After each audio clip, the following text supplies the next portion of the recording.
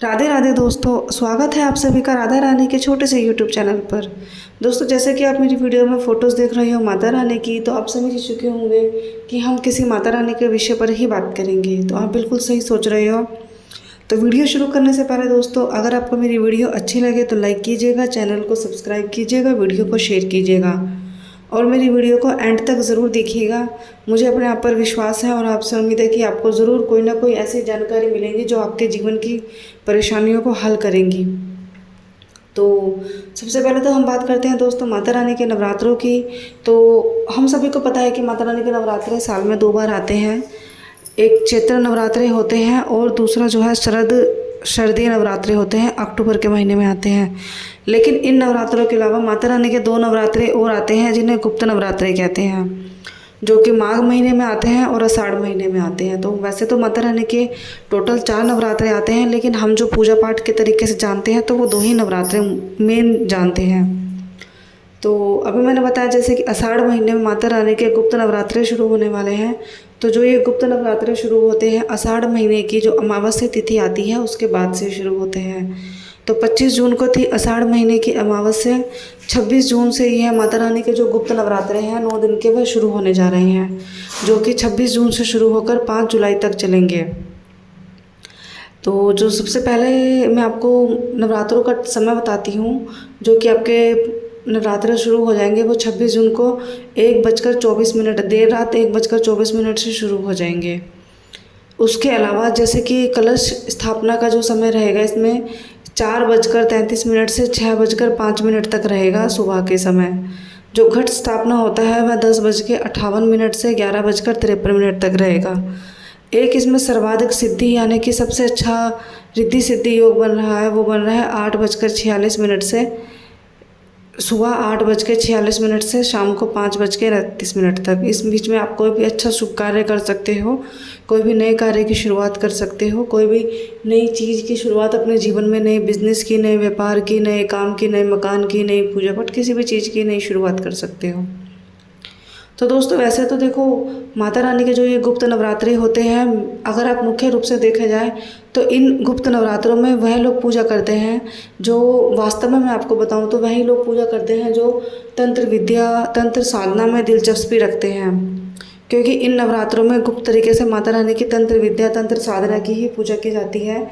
जिन लोगों को तंत्र साधना में रुचि होती है, जो तंत्र साधना की शक्तियाँ प्राप्त करना चाहते हैं। बाकी देखो माता रानी के नवरात्रे हैं तो ऐसा ज़रूरी नहीं है। कोई भी जिन लोगों को अपनी माता रानी की नॉर्मल पूजा करने की भी इच्छा होती है वो भी नवरात्रे, जैसे हम चैत्र नवरात्रे और शरदीय पूर्णिमा नवरात्रे बनाते हैं, ऐसे ही ये नवरात्रे भी बना सकते हैं। तो वैसे तो देखा जाए, देखो दोस्तों, कोई भी नवरात्रे की शुरुआत अगर गुरुवार के दिन से होती है तो ऐसा कहा जाता है कि गुरुवार के दिन से नवरात्रों की जो शुरुआत माता की सवारी पालकी से मुख्य रूप से देखी जाती है कि नवरात्रों की शुरुआत में माता की जो सवारी रहेगी वो किस रूप में रहेगी। तो गुरुवार के दिन माता की जो सवारी होती है वह पालकी पर आती है। इसका मतलब जो नवरात्रि की शुरुआत होगी गुरुवार के दिन से हो रही है तो माता की सवारी पालकी यानी कि डोली रहेगी। तो डोली का जो माता रानी की सवारी का महत्व होता है वो विशेष महत्व होता है। शास्त्रों के अनुसार ऐसा माना जाता है कि जब माता रानी की जो सवारी होती है वह पालकी पर आती है तो वह बहुत बारिश लेकर आती है अपने साथ, बहुत अशुभ कार्य अपने साथ लेकर आती है, मंदी लेकर आती है, गिरावट लेकर आती है, महामारी लेकर आती है, अर्थव्यवस्था में ऊंच नीच लेकर आती है, बारिश, बाढ़, आपदा जैसी चीज़ें लेकर आती है।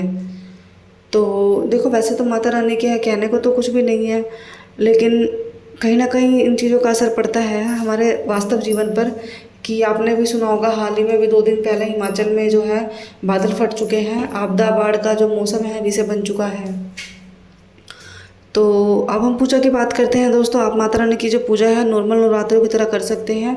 कल सुबह उठिए, नहाइए धोइए, अच्छे से माता रानी की चौकी लगाइए, माता रानी का कलश स्थापित कीजिए, नारियल लाइए, चुन्नी लाइए, माता रानी की जो हुई है आरती कीजिए। उपाय आप लोगों को क्या करने हैं, इस समय माता रानी को लौंग बताशे का भोग लगाना है।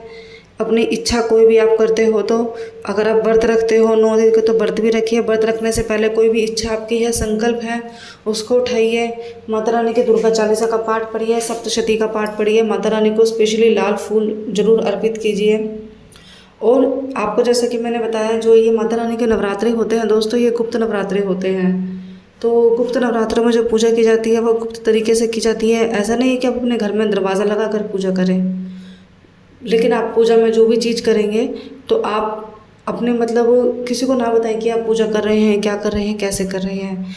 इस पूजा को गुप्त तरीके से ही किया जाता है, ठीक है। तो अभी मैं आपको बताने जा रही हूँ माता रानी के जो 9 दिन रहेंगे, इसमें आपको कौन कौन सी माता की पूजा करने को मिलेगा। सबसे पहले जो है शैलीपुत्री माता की पूजा करने को आपको मिलेगा। दूसरे दिन जो है माता रानी की माँ ब्रह्मचारिणी की पूजा आपको करने को मिलेगी। तीसरे दिन माँ चंद्रघंटा की पूजा हम सब करेंगे। चौथे दिन माँ कृष्ण मंडा की हम पूजा करेंगे। पाँचवें दिन माँ स्कंद माता की पूजा करेंगे। छठे दिन माँ कात्यायनी की हम पूजा करेंगे। सातवें दिन माँ काल रानी, ये काल रात्रि जो माता होती है अपनी काली माता जी, उनकी हम पूजा करेंगे। आठवें दिन हम महागौरी माता की पूजा करेंगे। और नौवें दिन हम महारिद्धि सिद्धि यानी कि महा सिद्धि साक्षी यानी कि सभी माताओं का जो एक रूप होता है उनकी हम पूजा करेंगे। माता रानी के जो रूप होते हैं इसमें माँ काली की रूप होती है, तारा देवी का रूप होता है, त्रिपुरा स्कंद सुंदरी का रूप होता है, भुवनेश्वरी माता का रूप होता है, माता चित्रमस्ता का रूप होता है, त्रिपुरा भैरवी माता का रूप होता है, माँ धूमावती यानी कि माँ पार्वती का रूप होता है, माँ बगलामुखी का रूप होता है। माँ बगलामुखी और माँ धूमावती दोनों ही माता पार्वती माता है। माँ मातकी कमला देवी का रूप होता है। तो हम इन नवरात्रों में माता रानी के उन्हीं सब रूपों की पूजा करते हैं जो हम चैत्र नवरात्रों में और शारदीय नवरात्रों में माता रानी की पूजा करते हैं। दोस्तों देखो, अभी तक तो हमने बात सुनी माता रानी के नवरात्रों के और माता रानी के जो गुप्त नवरात्रे हैं इन सब चीज़ों के। अब हम बात करेंगे माता रानी के जो गुप्त नवरात्रे दोस्तों कल से शुरू हो जाएंगे और ये 5 जुलाई तक रहेंगे। तो आपको कल क्या करना है, कल के दिन आप सबसे पहले उठ के नहा धो के स्नान करके लाल कपड़ा पहनिए, लाल वस्त्र धारण कीजिए, माता रानी को लाल फूल चढ़ाइए। क्या ऐसा कार्य है जो आपको इन दिनों में नहीं करने हैं? वैसे तो देखो हर नवरात्रि के उपाय, हर नवरात्रि के जो परहेज होते हैं वो भी इसी नवरात्रों की तरह हैं, लेकिन फिर भी मैं आपको बता देती हूँ। सबसे पहले अगर आपसे बन पड़े तो आप जो मांसाहारी खाना है वो खाना त्याग दीजिए 9 दिनों के लिए। आप लहसुन प्याज अपने घर में बनाना बंद कर सकते हो 9 दिनों के लिए। आप सिंपल शुद्ध शाकाहारी खाना खाइए, हल्के मसालों वाला खाना खाइए, क्योंकि ऐसा होता है हल्के मसाले वाला, तेज़ मसाले वाला खाना खाने से मन में गलत विचार आते हैं, गर्मी पैदा होती है, गुस्सा आता है। ये हमारे जो हमारे मानसिक संतुलन होता है उसको बिगाड़ता है और हमारी इंद्रियों को एकीकृत करने में रोकता है, परेशानी बाधा लाता है। तो आपको लहसुन प्याज नहीं खाना है। जो लोग मदिरा पान शराब का सेवन करते हैं वो लोग मदिरा पान शराब का सेवन ना करें 9 दिन तक, आप सभी के लिए बहुत अच्छा होगा। काला या नीला कपड़ा आपको ना ही पहनना है, ना ही किसी को दान देना है। आपको किसी भी दूसरी महिला की, चाहे आप पुरुष हो या आप स्त्री हो, आप कोई भी हो, लेकिन आपको किसी भी दूसरी महिला की ना तो बुराई करनी है, ना उन्हें अपशब्द देना है, ना गाली बकना है, क्योंकि हर स्त्री के अंदर माता रानी का रूप शामिल होता है। हर स्त्री एक माता रानी का रूप होती है। तो आपको हमेशा स्त्री समाज की, माता रानी की, स्त्री की सेवा करनी चाहिए, उनकी इज्जत करनी चाहिए, उनको माता रानी देवी के रूप में देखना चाहिए। चाहे आप खुद एक स्वयं महिला हैं, फिर भी आपको दूसरी महिला का अपमान नहीं करना चाहिए, ना किसी के बारे में झूठ, ना गलत बोलना चाहिए, ना किसी को गाली देनी चाहिए। तो इन चीज़ों का आप नवरात्रों में स्पेशली ध्यान रखेंगे। आप नवरात्रों में इस चीज़ का ध्यान रखेंगे कि जहाँ आपने माता की चौकी लगाई है और आपके पूरे घर में गंदगी ना हो, साफ़ सफाई रहे, स्वच्छता का ध्यान रखें। छोटे बच्चे अगर आपके घर में हैं तो आप अपनी चौकी को ऊपर भी लगा सकते हो, और नहीं है तो आप स्पेशली पूजा का ध्यान रखें कि बच्चों की वजह से कोई गंदगी पूजा के स्थान पर ना हो। क्योंकि मेरे घर में भी छोटी सी बेटी है और वो अभी इतनी छोटी है कि वो सूसू पोटी मतलब कहीं भी कर देती है, तो मेरे को थोड़ी दिक्कत हो जाती है पूजा करने के लिए। वो पूजा वाले कमरे में भी चली जाती है, सारा दिन मैं उसको डायपर नहीं लगाती हूँ तो वो सूसू कर देती है, तो थोड़ी सी पूजा में दिक्कत हो जाती है। तो आप भी इन चीज़ों का ध्यान रखिएगा। इसके अलावा आपको क्या करना है दोस्तों, देखो कभी किसी भी कोई मतलब नवरात्रों में ही नहीं, आप हमेशा अपने जीवन में ये उपाय, इस चीज़ को अपनाइए। कोई भी अगर इंसान शारीरिक रूप से कमज़ोर है, अपंग है, आपको कभी किसी का मजाक नहीं उड़ाना। कोई अंधा है, बहरा है, लंगड़ा है या किसी भी तरीके से उसमें शारीरिक अपंगता है, आपको किसी का मजाक नहीं उड़ाना चाहिए। क्योंकि ये जो होता है हम इंसान जो है हम भगवान की देन है और हमारा जो भी शरीर है वो भी भगवान की देन है। तो हमें कभी भी किसी के इस हालत का मजाक नहीं उड़ाना चाहिए जो कि स्वयं भगवान का, माता रानी का अपमान होता है। हम सब माता रानी की ही संतान हैं, हमें एक दूसरे का इज्जत करनी चाहिए। अगर कोई ऐसा व्यक्ति है जो शारीरिक रूप से अपंग है या किसी को हमारी ज़रूरत है तो हमें बन पड़े तो उनकी मदद करनी चाहिए। ठीक है, कुछ ऐसे कार्य होते हैं जिनको माता रानी जो है, जिनके करने से हमारे जीवन में जो है काफ़ी हद तक दुख दुविधाएं दूर हो जाती हैं। आप माता रानी की दुर्गा चालीसा का पाठ कर सकते हो, अपने घर में आप कीर्तन करा सकते हो, माता रानी की चौकी लगवाकर पूजा पाठ करा सकते हो, हवन करा सकते हो, जागरण करा सकते हो। वैसे तो ऐसा कहा जाता है इन नवरात्रों में कोई भी ऐसा शुभ कार्य नहीं करते हैं, लेकिन फिर भी माता रानी का दिन है तो आप ये छोटे मोटे शुभ कार्य तो कर सकते हो।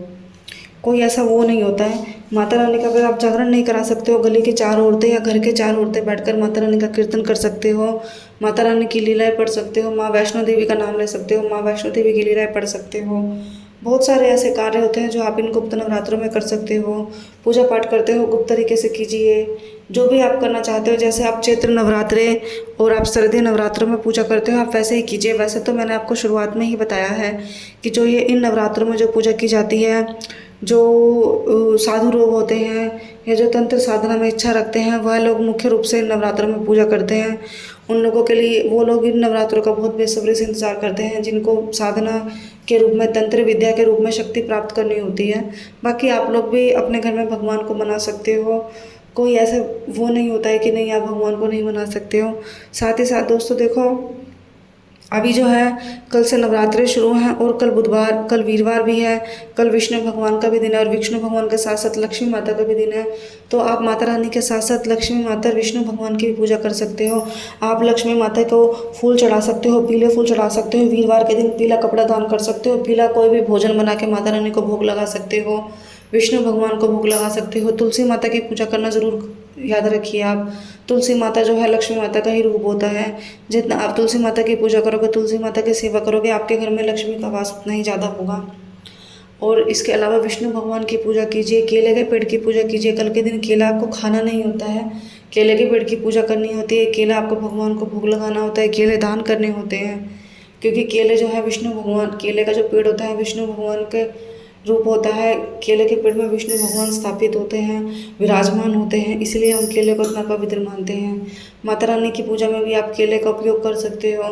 साथ के साथ आप गणेश भगवान को बना सकते हो। कल वीरवार है, आपको क्या करना है, पीले कपड़े धारण कर सकते हैं। अगर आपके वैवाहिक जीवन में कोई पति पत्नी को लेकर अनबन चल रही है तो आप हल्दी, 1 चुटकी हल्दी पानी में डालकर नहा सकते हो।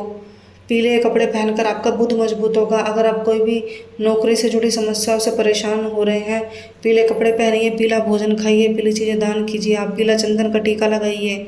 ये सब चीज़ें होती हैं जो हमारे जीवन की काफ़ी समस्याओं को काफ़ी हद तक दूर कर सकती हैं। और दोस्तों देखो, इतनी ही मेरे हिसाब से तो जानकारी आपके लिए काफ़ी रहेगी कि गुप्त नवरात्रे जो है, ध्यान रखिएगा 26 तारीख से लेकर 5 जुलाई तक चलेंगे। आप जो भी इस समय पूजा करते हो, उपाय करते हो, आप देख कर ही कीजिएगा।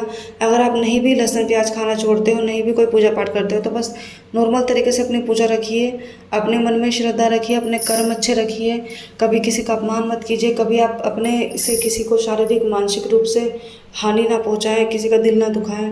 तो यही आपकी सबसे बड़ी पूजा होगी, यही माता रानी और भोले बाबा को अच्छा लगेगा। यही हमारे लिए सबसे बड़ा एक सेवा का रूप होता है। कभी किसी की गरीब की या जिसको हमारी मदद की ज़रूरत है उसकी मदद कीजिए। तो इतना ही काफ़ी है दोस्तों, फिर मिलते हैं अगली वीडियो।